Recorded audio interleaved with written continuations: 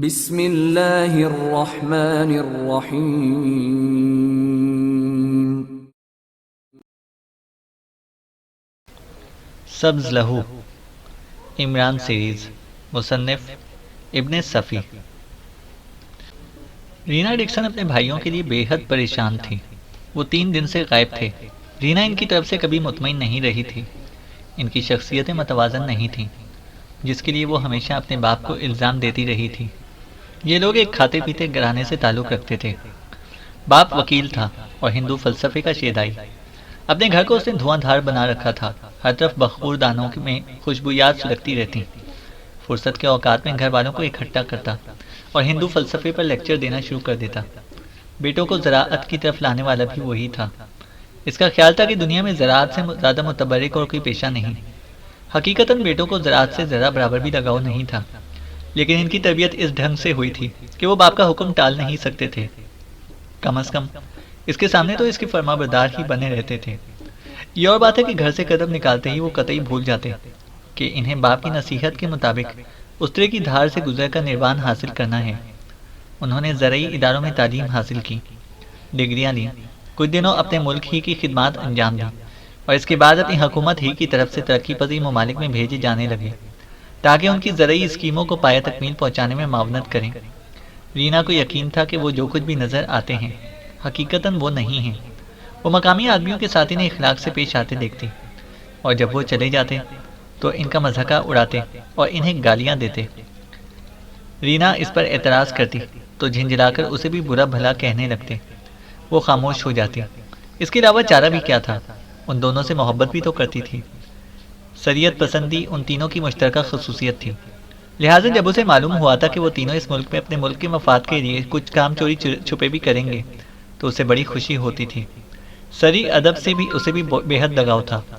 इसरार और रमूज सुराख की बेशुमार कहानियाँ उसने पढ़ रखी थीं।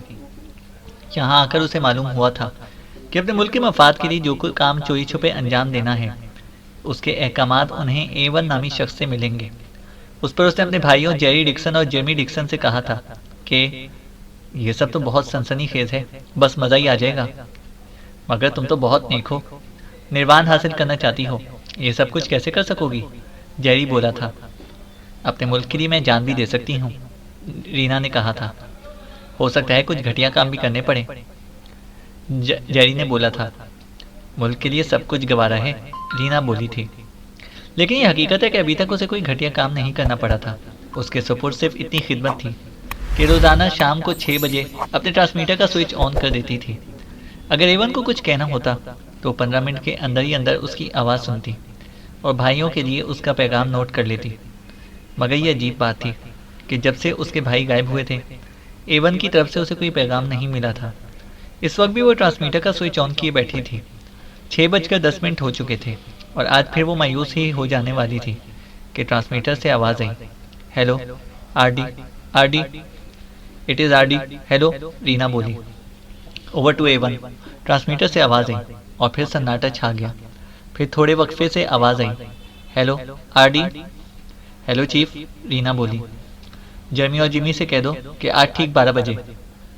वो 3 दिन से लापता हैं चीफ, रीना बोली। लापता हैं? आवाज़ आई।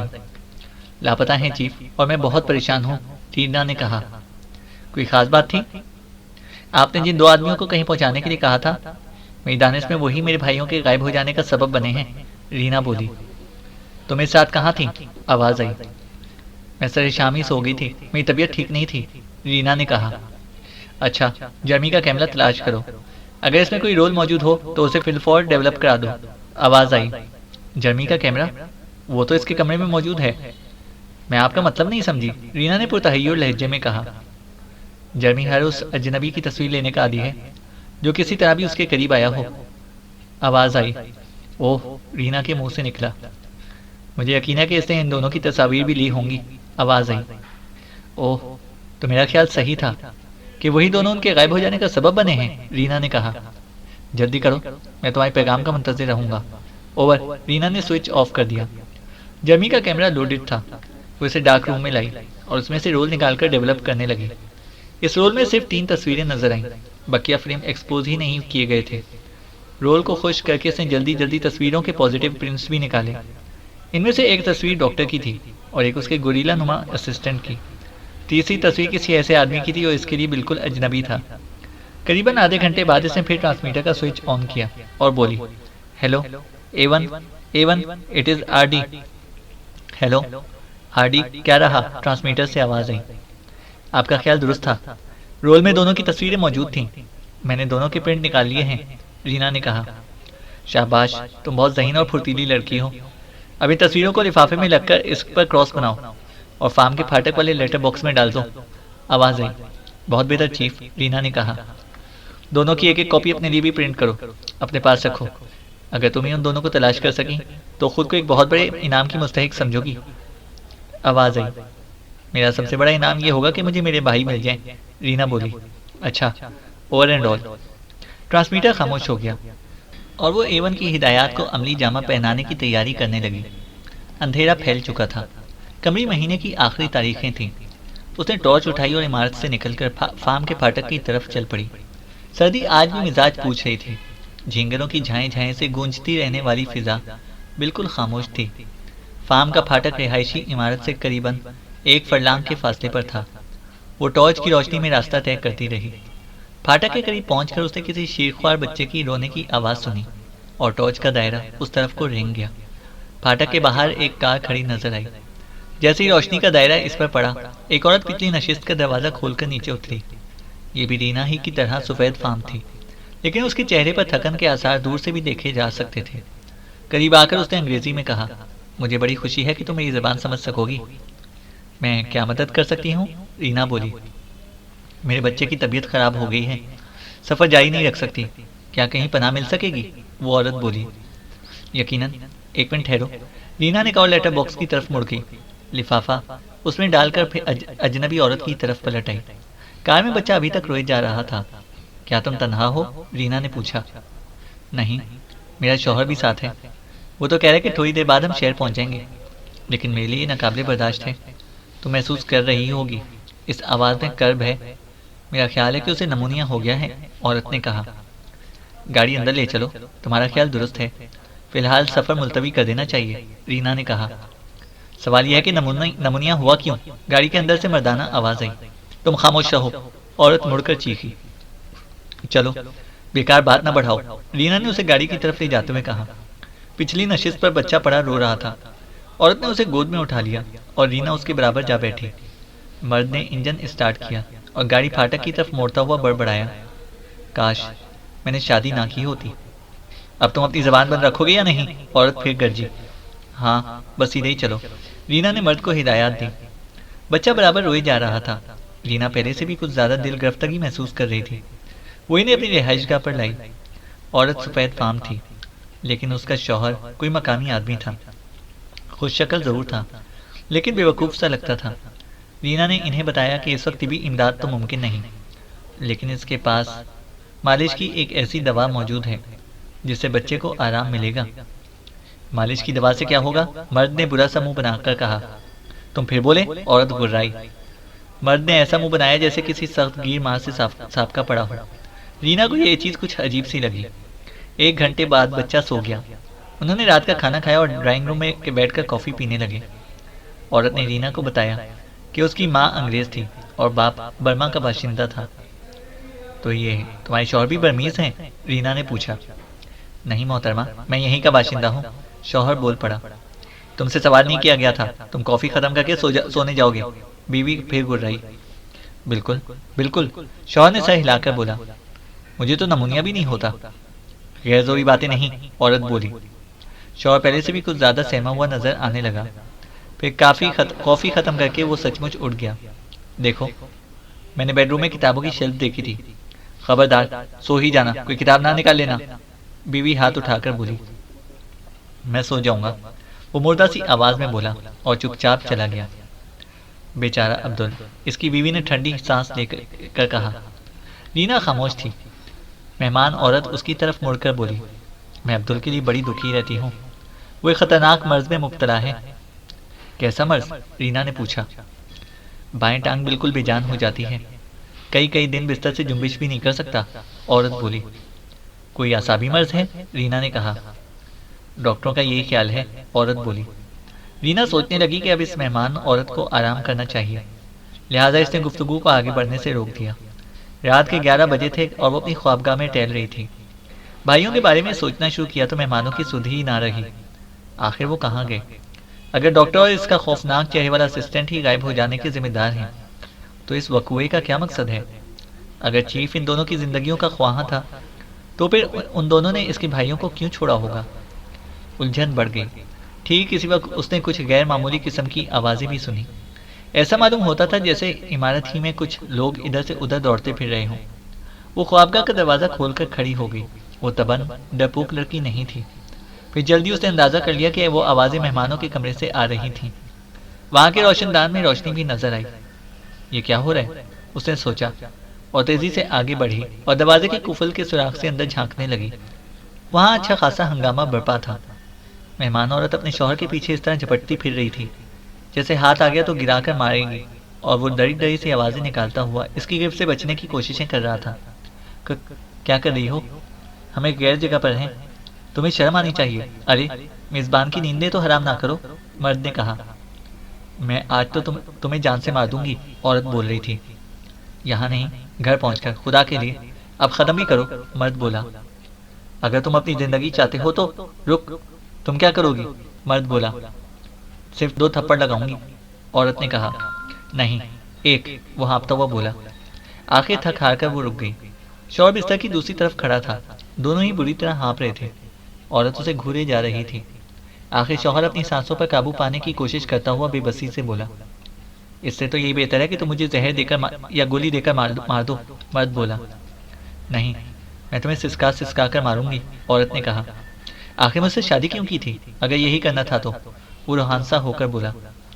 मुझे बेवकूफ़ मर्द पसंद है, लेकिन तुम बहुत ज़्यादा बेवकूफ़ साबित हुए हो, औरत ने कहा। तो इसमें मेरा क्या कसूर है? मर्द ने कहा। बेबी को नमूनिया क्यों हुआ? वो गुर्राई। भला मैं क्यों कर बता सकता हूँ? वो बेबसी से बोला। अगर तुम नहीं बता सकते तो उसके बाप भी नहीं हो, औरत ने कहा। इसका बाप बनकर मुझे खुशी महसूस नहीं होती। कम वक्त को छींक भी आ जाए तो मेरी ही शामत आती है, मर्द ने कहा। खबरदार अगर उसके लिए कोई नाजेबा लफ्ज़ ज़बान से निकाला, औरत ने कहा। मुझे तो इसका रोना भी ऐसे ही लगता है जैसे सिर्फ मुझे ही गालियाँ दे रहा हो, मर्द ने कहा। मैं तुम्हारी ज़बान खींच लूँगी, औरत बोली। अगर तुम अपनी ज़बान की जुम्बिशों में 10% भी कमी कर सको तो मैं अपनी ज़बान हमेशा के लिए बंद करने को तैयार हूँ, मर्द बोला। Shut up. तुम जानती हो कि जिस रात मेरे साथ ऐसा बर्ताव होता है, दूसरी सुबह को मैं मफलूज हो जाता हूँ, मर्द बोला। तुम जहन्नुम में जाओ, मुझे क्या? रोशी, मर्द बोला। मेरा नाम ना दो, मैं अनकरीब तुमसे छुटकारा हासिल कर लूंगी, औरत बोली। इस हाल को पहुंचा देने के बाद शौहर दर्दनाक लहजे में बोला। वो मजीद कुछ कहने की बजाय धम से बिस्तर पर बैठ गई। शौहर बेहस हरकत खड़ा था। इसके चेहरे पर रीना को अजीब से आसार नजर आए। अच्छा, बत्ती बुझाओ, और थोड़ी देर बाद गुस्सीली आवाज़ में बोली। मुझे नींद आ रही है, लेकिन तुम जागते रहोगे। रीना ने देखा कि वो चुपचाप स्विच बोर्ड की तरफ बढ़ा और फिर कमरे में अंधेरा छा गया। रीना अपने जहन पर एक नागवार सा तासुर लेकर वहां से हट गई। कुछ देर बाद उसे भी नींद आ गई। दूसरी सुबह आँख खुली तो धूप फैली नजर आई। देर तक जागते रहने की बिना पर आज शायद जिंदगी में पहली बार वो इतनी देर से उठी थी। मेहमानों का ख्याल आते ही इसने यकलख्त बिस्तर को छोड़ दिया। दौड़कर किचन में पहुंची। वहाँ बावर्ची मौजूद था। नाश्ता भी तैयार था, लेकिन बाहर मेहमानों की गाड़ी दिखाई ना दी। उसने सोचा कि मुमकिन है कि वो सुबह ही सुबह रवाना हो गए हों। उसने बावर्ची से उनके मुतालिक पूछा। मेम साहब नाश्ता करके चली गईं, उसने जवाब दिया। ठीक है, रीना बोली। लेकिन मेम साहब, इनका साहब नहीं गया। क्या मतलब? रीना ने पूछा। मेम साहब ने बताया था कि साहब बीमार हो गए हैं, इसलिए वो यहीं रहेंगे, बावर्ची ने कहा। रीना को पिछली रात का वाकया याद आ गया। वो तेजी से उस कमरे की तरफ झपटी जहाँ मेहमान सोए हुए थे। कमरे का दरवाज़ा खुला हुआ मिला। सामने बिस्तर पर मेहमान औरत का शौहर आंखें बंद किए हुए पड़ा कुछ पड़पड़ा रहा था। उसकी आड़ पर चौंका और सर घुमाकर दरवाजे की तरफ को देखने लगा। सुबह बखैर जनाब, रीना नरम लहजे में बोली। सुबह बखैर खातून, मर्द बोला। मुझे अफसोस है कि मैं देर से उठी, लेकिन जी हाँ, वो चली गई और मैं बिस्तर से जुम्बिश भी नहीं कर सकता, मर्द बोला। क्यों? रीना ने पूछा। मुझ पर आसाबी दौरा पड़ा है, बाएं टांग बेकार हो गई है, मर्द ने कहा। ये क्यों कर हुआ? रीना ने पूछा। अक्सर ऐसा होता है, मर्द बोला। मैं तुम्हारे लिए क्या कर सकती हूँ? यहाँ तो तिबी इमदाद भी मुमकिन नहीं, वो पुरतफक्कुर लहजे में बोली। आप फिक्र ना कीजिए, खुद ब खुद ठीक हो जाता हूँ, मर्द बोला। मुझे हैरत है कि आपकी बीवी आपको इस हाल में छोड़कर चली गई, रीना ने कहा। वो कर भी क्या सकती थी, मेरी वजह से बहुत परेशान रहती है, मर्द बोला। फिर भी ये बड़ी अजीब बात है, रीना बोली। वो दरअसल बेबी की वजह से बहुत परेशान थी, इसके लिए तिबी इमदाद बहरहाल ज़रूरी थी, मर्द ने कहा। लेकिन आपकी देखभाल भी तो ज़रूरी है, रीना ने कहा। मुझे अफसोस है कि मुझ पर नावक्त दौरा पड़ा, आप लोगों के लिए दर्द सर बन जाऊंगा, मर्द बोला। ऐसी कोई बात नहीं, तुमने अभी तक नाश्ता भी ना किया होगा, ठहरो मैं भिजवाती हूँ, रीना बोली। नाश्ते के बाद वो फिर इसके पास आ बैठी।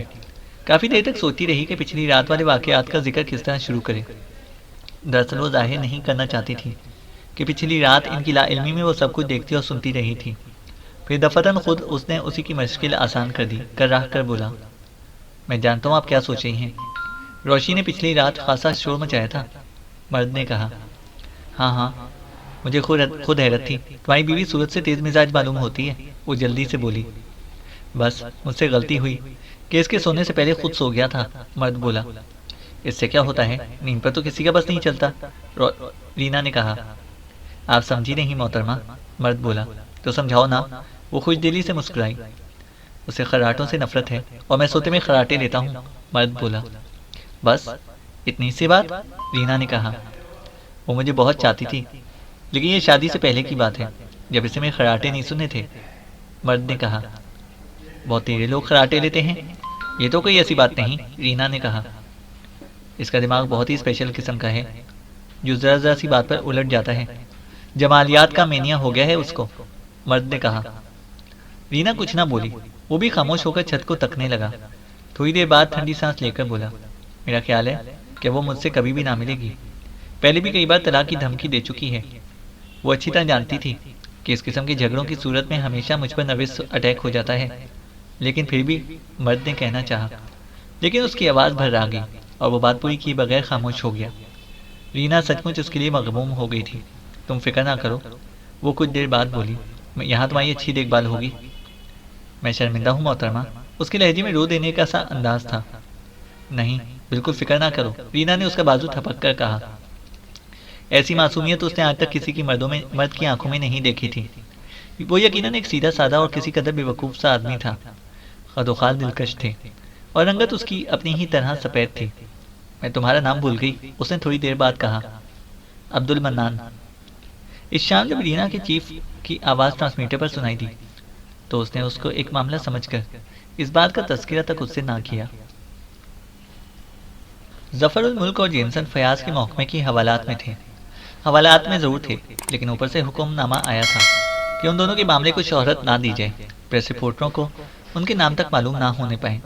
लोसेल दी सोंदे एक गैर मुल्की मुतालिमा थी, यहाँ स्कॉलरशिप पर आई थी, इसलिए इनके मुल्क का सफारत खाना भी पूरी तवज्जो से इस मामले में दिलचस्पी ले रहा था।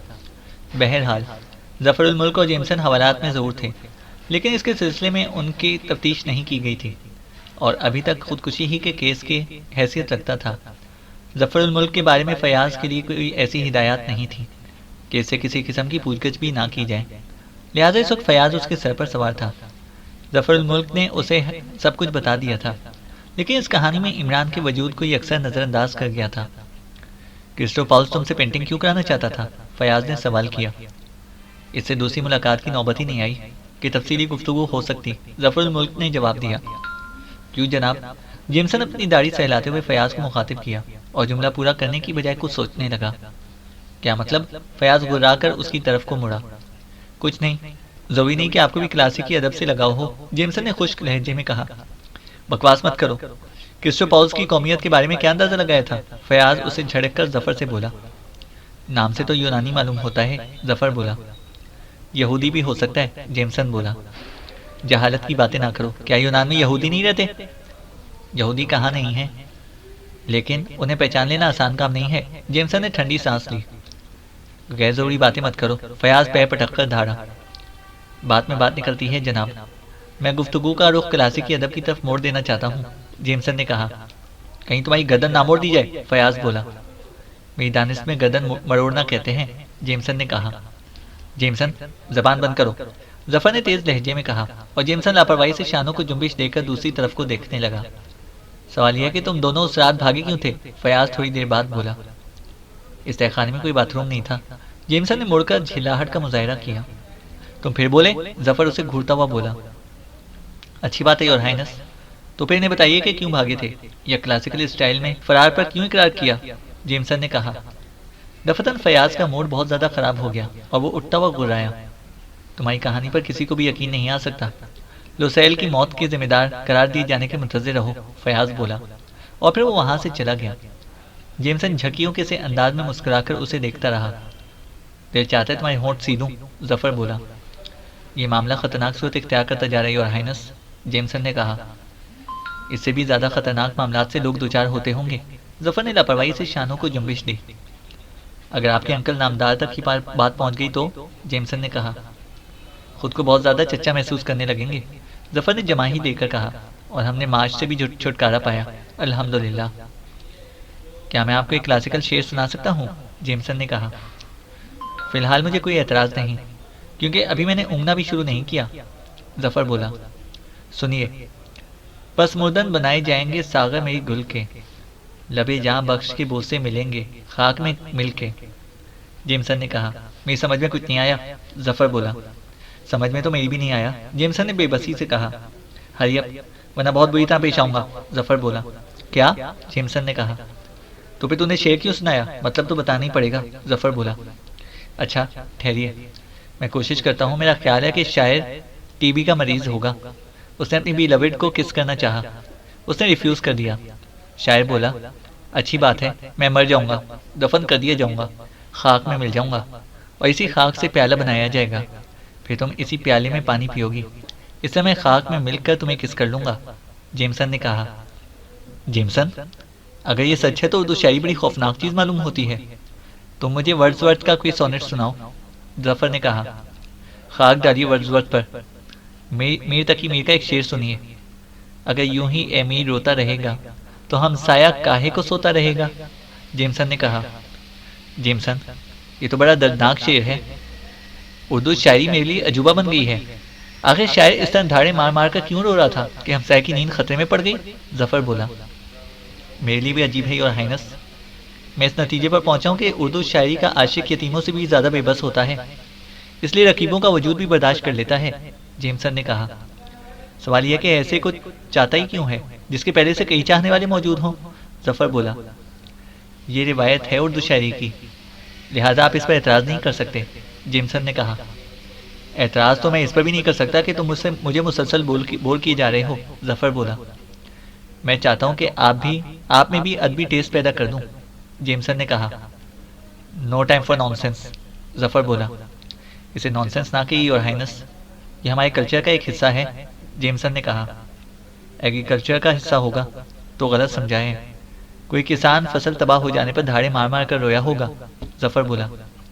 नहीं बॉस, महबूबा की जुदाई पर शायर रोया था, जेमसन ने कहा। मेरा दिमाग खराब ना कर, बहुत दिनों के बाद सुकून नसीब हुआ है, मैं सोना चाहता हूँ, जफर बोला। दिन में सोएंगे आप? जेमसन ने हैरत से सवाल किया। जफर मुल्क ने चबूतरे पर लेटकर आंखें बंद कर ली। अरे अरे, जेमसन के लहजे में एहतजाज था। क्यों दिमाग खराब कर रहे? जफर आंखें खोलकर धाड़ा। अभी अभी एक इंस्पायरेशन हुआ है, हम यहाँ से निकलकर बेकार ना रहेंगे, हो सकता है लंबा बिजनेस हो जाए, जेमसन दाढ़ी खुजाता हुआ बोला। जफर उठ बैठा। मिर्जा गालिब, जेमसन ने कहा। क्या मतलब? जफर बोला।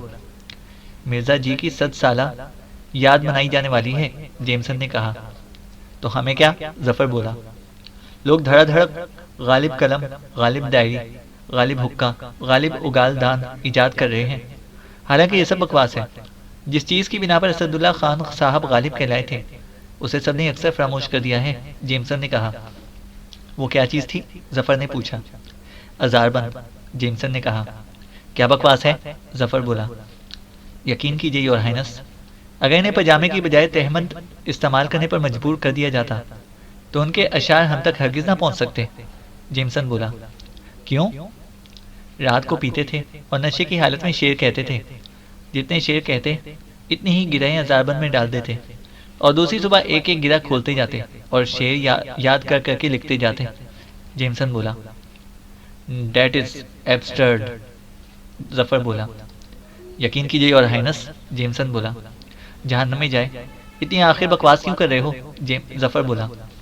मैं यहाँ से निकलने के बाद गालिब अजारबन का बिजनेस शुरू कर दूंगा। आमदनी के 3 हिस्से होंगे, एक हिस्सेदार शराबियों के लिए, दूसरा हिस्सा गालिब के नाम पर ईसाले सवाब के लिए, और तीसरा हिस्सा बतौर हकुल मेहनत हम दोनों के काम आएगा, जेमसन ने कहा। ये शराबियों का हिस्सा क्यों निकालोगे, जफर ने कहा। क्यों, मिर्जा साहब शराब पीकर शेर कहते थे, जेमसन बोला। तो आखिर मौजूदा हालात पर गुफ्तगू क्यों नहीं करता, जफर बोला। क्या जरूरत है, ये हालात हमने तो पैदा नहीं किए, जेमसन ने कहा, और होंठों पर उंगली रखकर उसे खामोश रहने का इशारा करते हुए वॉश बेसन की तरफ देखने लगा।